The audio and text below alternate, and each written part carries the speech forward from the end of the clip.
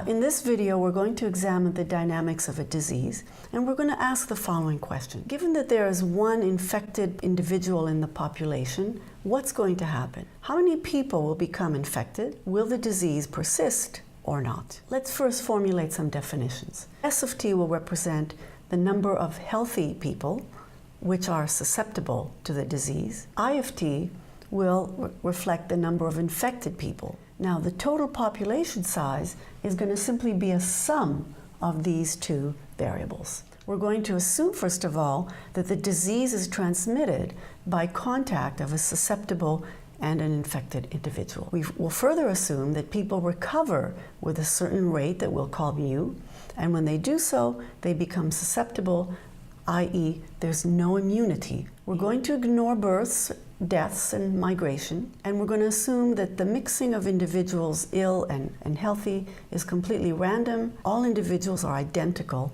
in a given group. So let's look at this process. Basically, we're going to ask, if we have a population with one single infected individual, what's going to happen? Will the population revert to completely healthy?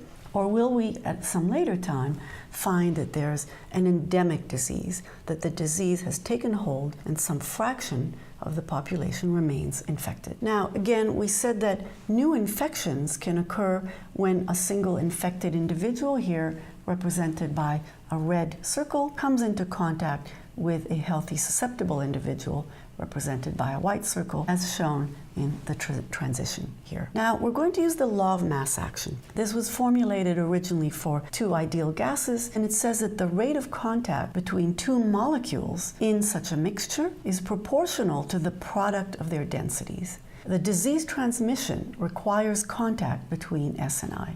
Therefore, the rate of disease transmission will be proportional to the product of S and I, namely how many susceptibles and how many infecteds there are. And so it will be of the form beta times I times S.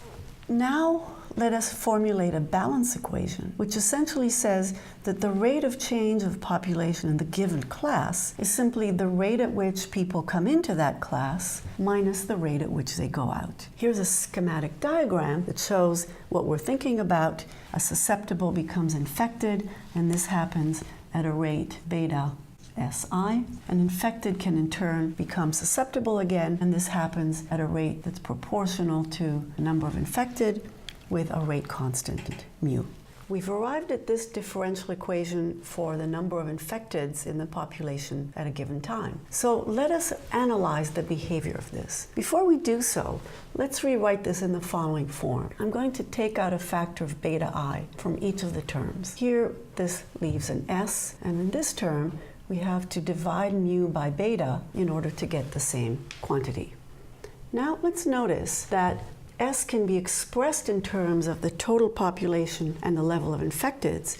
So we can actually recast this equation in another form, where here we put n minus I minus mu over beta. Let's now regroup the terms and rewrite this equation in the form beta I times the quantity n minus mu over beta minus I. This is just some constant, and I'll call that constant k. The I by dt equals beta I times k minus I, where recall that k is the constant n minus mu over beta. Now let's look at this equation and determine the behavior of the number of infecteds over time.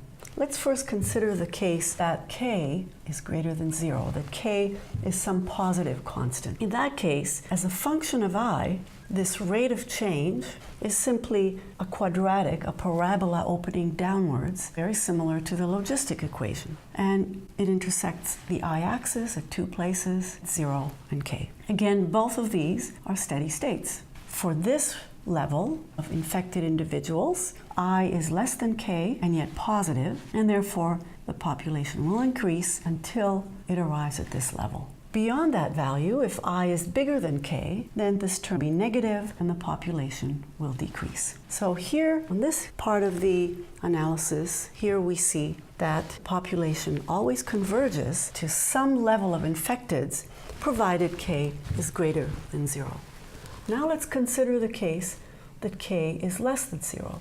Again, draw the same kind of diagram. And again, we have a kind of parabolic curve here. This is still quadratic, but now because k is negative, it fits somewhere in the negative I axis. And so the parabola we have will look like this. However, all of this region is actually not relevant because here I is negative, and of course we can't have a negative number of infected people in the population. And therefore, throughout for any value of I, we see that the I by dt is negative, and so the number of infecteds will always decrease until we arrive at a population that's completely free of the disease.